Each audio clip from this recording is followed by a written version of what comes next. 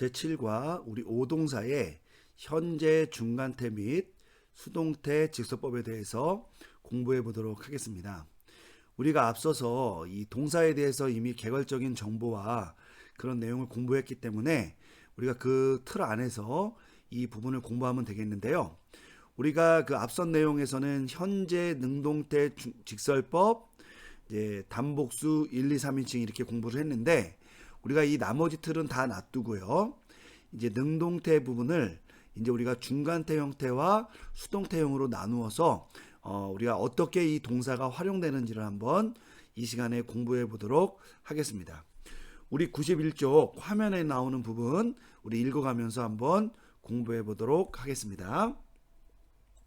자, 제7과 91쪽입니다. 제7과 오동사의 현재 중간태 및 수동태 직설법 동사, 그리고 행위자, 휘보, 속격, 요 전치사 구 용법을 우리가 배우고요. 또 하나는 수단의 역격을 배우고, 또 여러분들 좀 생소한 개념이지만 디포넌트 동사에 대해서도 이 시간에 공부해 보도록 하겠습니다. 자, 우리 그러면 7.1 오동사의 현재 중간태 직설법부터 한번 공부해 보도록 하겠습니다. 1번 중간태, 영어로는 middle voice라고 해서 이 middle이라는 말이 중간이라는 뜻이잖아요. 그래서 우리말로는 중간태 이렇게 부릅니다. 중간태는 한국어에는 존재하지 않는 동사 형태이다. 물론 그 개념을 표현할 수는 있다. 따라서 이러한 언어적 차이를 고려하면서 그 형태와 그 해석에 익숙해져야 된다라고 먼저 말씀을 드립니다. 여러분, 한국어에는 이 중간태의 개념이 있기는 해요. 그렇지만 중간태형 자체가 존재하지는 않습니다. 여러분, 중간태라는 건 뭐예요? 우리가 이것을 능동태와 수동태의 중간에 있는 것이다라는 의미로 중간태라고 우리가 이렇게 말로 이렇게 이야기할 수 있겠죠. 장난 삼아서. 근데 원래 중간태라는 개념은 그런 개념보다 조금 더 정확한 이해가 필요한데요. 그것을 이해하기 위해서는 능동태와 수동태의 개념이 뭔지를 여러분 이해하실 필요가 있어요. 여러분, 능동태는 어떤 거죠? 여러분, 우리가 능동태 그러면 뭐 나는 밥을 먹는다 할 때 그게 능동태다 이렇게 말할 수 있는데, 조금 이렇게 언어적으로 얘기하자면 이런 겁니다. 주어가 동사의 행위자일 때, 행위를 나타낼 때, 요게 바로 능동태의 의미예요. 그러면은 수동태는 뭐냐? 주어가 동사의 피행위자를 나타낼 때예요. 그러니까 예를 들면 내가 먹는다 그러면은 주어 내가 먹는다 동사의 행위자가 되잖아요. 그런데 내가 먹힌다 이러면 이게 피동 수동태가 되는데요. 이 내가 먹히는 거, 그러니까 주어가 행동하는 것이 아니라 주어가 동사의 의미로 인해서 당하는 사람, 존재가 되는 경우가 이게 이제 수동태가 되는 거예요. 그럼 중간태는 뭐냐? 주어가 행위자이면서 동시에 피행위자가 될 때, 요게 중간태예요. 그럼 여러분 뭐가 되냐면 이렇게 되겠죠. 예를 들면 내가 사랑을 해요. 능동태. 내가 사랑을 받아요. 수동태.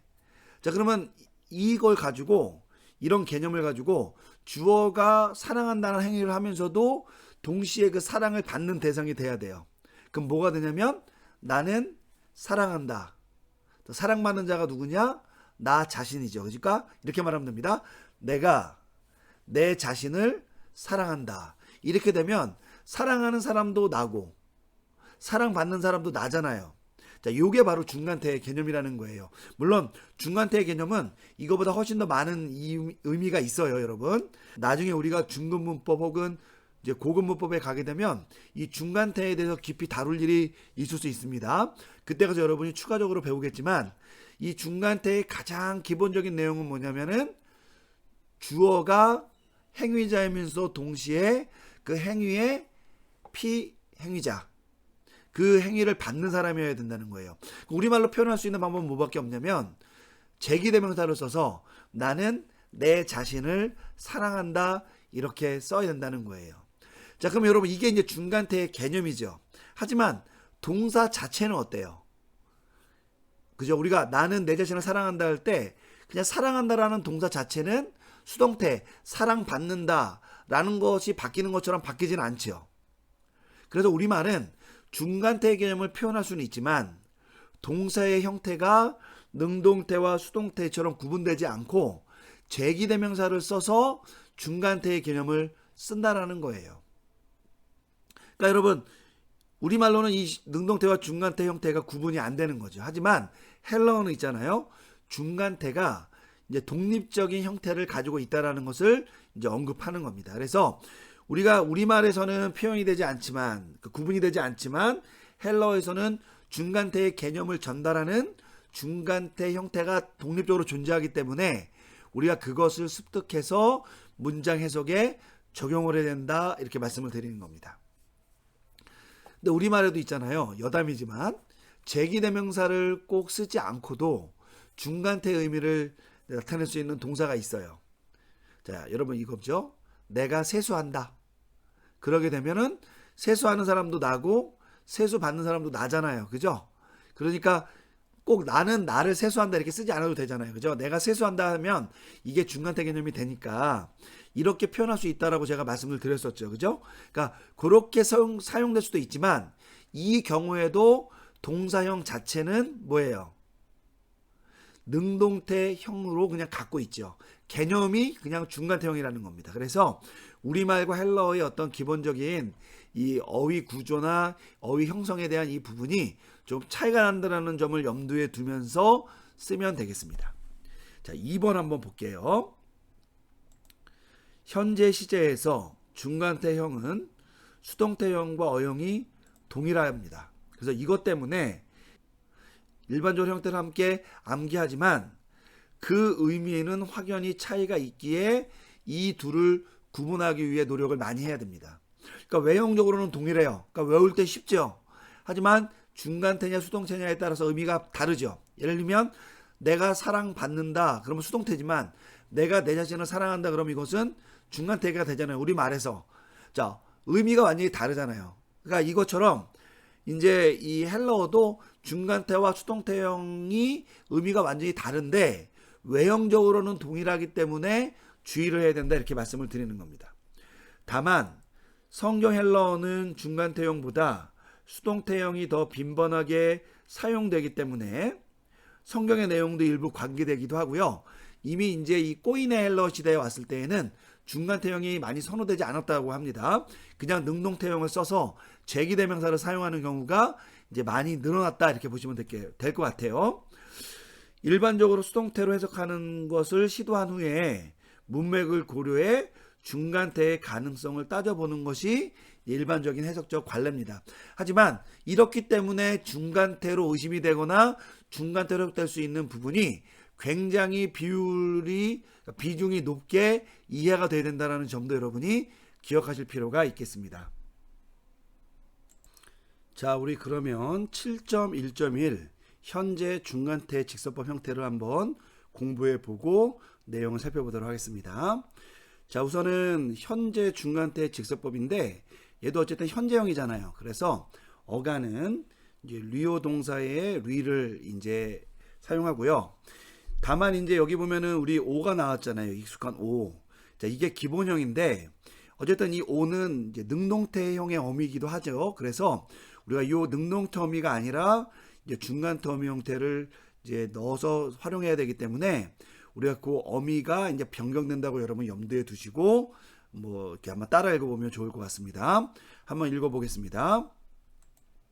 리 오마이, 리 에, 리 에따이, 리 오메타, 리 에스테, 리 온따이. 자, 여기 보면 여러분 어미가요.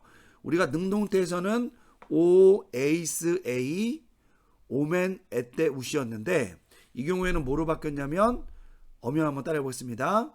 오마이, 에, 에따이, 오메타, 에스테, 온따이 이렇게 바뀌었다는 거예요. 그러니까 쉽게 말하면은 헬러 동사는 활용을 하기 때문에 이 활용 어미를 바꿔주는 것으로, 그러니까 현재라는 어떤 어간은 동일하잖아요, 그죠? 그러니까 그 어간 동일한 형태에다가 이 중간태 어미를 붙여서 활용시킴으로써 이제 현재 중간태 직설법을 만든다 이거예요. 이렇게 만들게 되면 뜻이 어떻게 바뀌느냐? 리오 그러면 나는 푼다인데 리오마이 되니까 얘가 중간태형이 되니까 이게 의미가 중간태로 바뀐다는 겁니다. 그래서 나는 내 자신을 푼다 혹은 나는 내 자신을 풀고 있다라고 해석을 하면 되는 거죠. 이것은 요 리오 동사에만 적용되는 게 아니라 모든 오동사에 동일하게 적용이 됩니다. 우리 그래서 옆에 있는 단어 한번 우리 삐스띠오 동사 한번 보도록 할게요. 자, 얘도 있잖아요. 삐스띠라는 어간에다가 오가 붙었으니까 기본형이지만 이 형태로만 보자면 현재 능동태 직설법형이죠. 그러니까 요 능동태형의 어미를 중간태형으로 변경시켜서 이제 활용을 하면 얘가 이제 중간태가 된다라는 거예요. 자, 한번 따라해 보고 넘어가겠습니다. 삐스띠오마이 삐스띠에 삐스띠에따이 삐스띠오메타 삐스띠에스테 삐스띠온따이 이렇게 됩니다. 그러니까 얘도 삐슈띠라는 어간에 오마이 에 에따이 오메타 에스테 온따이를 붙여서 이 동사를 중간태형으로 활용한다는 것이죠. 다만 우리에게 이제 뜻은 익숙하지 않죠. 특히 성경에서는 나는 내 자신을 믿는다라는 뜻인데 뭐 성경에서는 거의 등장하지 않는 그런 의미라고 볼 수가 있겠습니다. 우리 설명을 한번 볼게요. 1번 동사의 현재 중간태 직설법은 현재 어간에, 이거는 여러분 바뀌는 게 아니죠. 현재 어간에 정해진 어미인 오마이 에 에따이 오메타 에스테 온따이를 붙여서 이제 만든다 이렇게 이해하시면 되겠고요. 이때 어간은 현재 능동태 직설법에서 사용된 어간과 동일한데 그 이유는 모두 현재 어간을 사용하기 때문이다 이렇게 언급하고 있습니다. 자, 두 번째 한번 볼게요.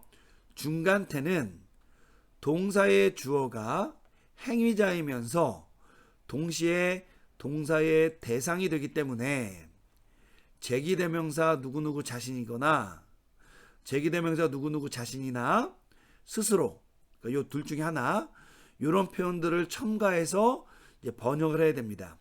주의해야 될 점은 뭐냐? 한국어의 경우 중간태 개념을 표현하기 위해서 앞서 언급한 제기대명사나 스스로라는 표현을 포함시켜야 돼요. 그러니까 덧붙여야 되는 겁니다. 헬러어로는 그냥 어미만 바꿔주는데 우리말로는 그것을 붙여줘야 된다는 거예요. 그러니까 그런 어떠한 것이 우리가 이제 우리 한국어와 이 헬러어 중간태의 어떤 번역과 이해하는 데 있어서 차이점을 주니까 주의를 할 필요가 있다는 거예요. 그래서 헬러어 경우에는 중간태 형을 사용하면 중간태 개념이 전달되기 때문에 제기대명사를 따로 사용할 필요가 없다. 여러분 그것까지 기억하시면 됩니다. 이는 언어적 차이에서 기인한 현상이기 때문에 문제시할 것은 없다라고 보시면 되겠어요. 쉽게 말하면 무슨 말이냐? 아니 헬러 성경에는 제기대명사가 안 나오는데 이거 우리가 뭐 내 자신을 이렇게 얘기하면은 이것이 혹시 성경에 내가 뭔가를 덧붙이는 일을 하는 것이 아니냐 이렇게 말할 수 있잖아요. 아니라는 거예요.